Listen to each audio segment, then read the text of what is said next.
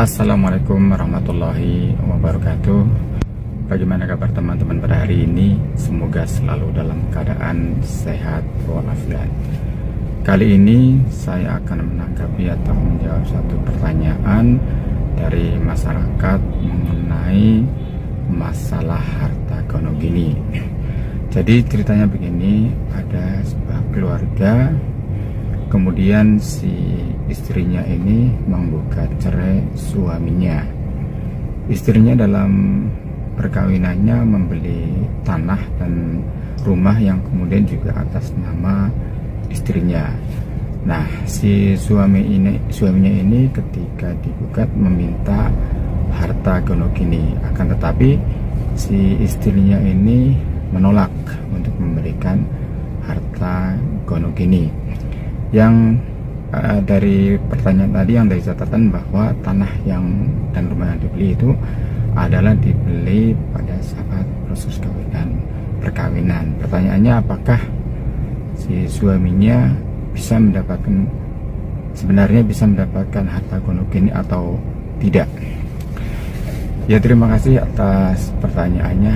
Jadi mengenai apakah seorang suami atau pasangan ketika terjadi perceraian mendapat harta gono gini atau tidak, kita harus melihat dari status harta.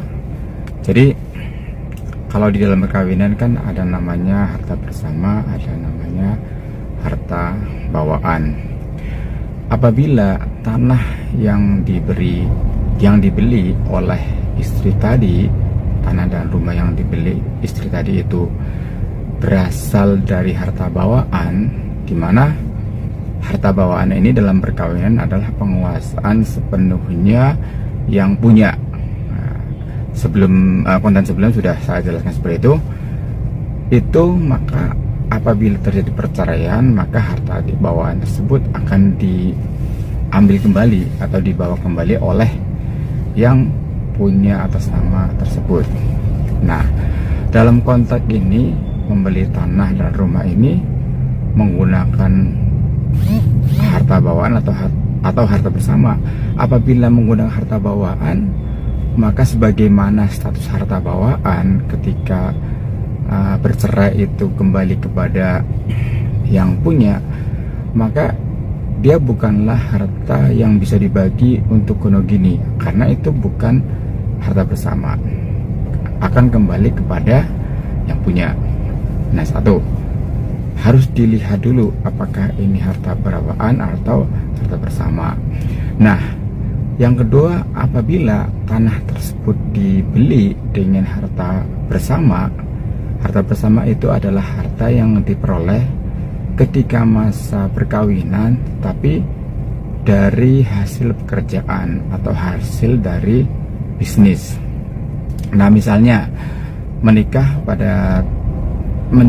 menikah pada 1 Oktober misalkan 2023, maka mulai dari situlah yang didapat dari pekerjaan menjadi harta bersama.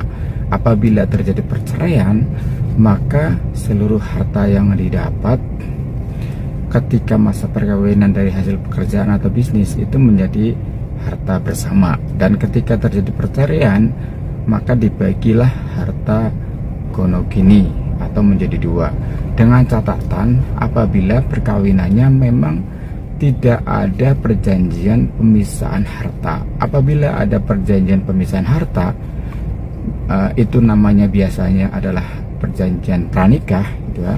Itu tidak ada harta gono gini, Jadi yang atas namanya istri akan dibawa istri, yang atas namanya suami akan dibawa suami ketika terjadi perceraian apabila dibuat perjanjian pemisahan harta.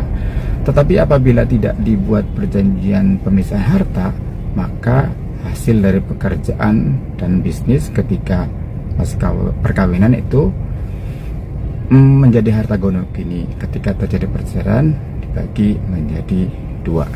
Ya, kira-kira seperti itu tanggapan dan jawabannya. Jadi masalah si suami tadi mendapat harta gono gini atau tidak dari tanah yang dibeli oleh istri, dilihat dulu tanah yang dibeli dan rumah yang dibeli oleh istri itu dari harta bersama atau harta bawaan. Apabila harta bawaan, maka itu tidak menjadi harta gonogini karena kewenangannya sepenuhnya kepada istri. Nah, tapi kalau dibeli dari harta bersama, maka itu menjadi harta gonogini yang secara normatif itu dibagi menjadi 2 dengan catatan tadi apabila tidak terjadi pemisahan harta. Ya, kira-kira seperti itu. Terima kasih. Mohon maaf kalau ada kata-kata yang salah. Silahkan like, follow, kemudian komen kalau misalnya masih ada pertanyaan-pertanyaan yang akan disampaikan kepada kami. Dan juga kunjungi website YouTube saya, SDY Channel, dan subscribe.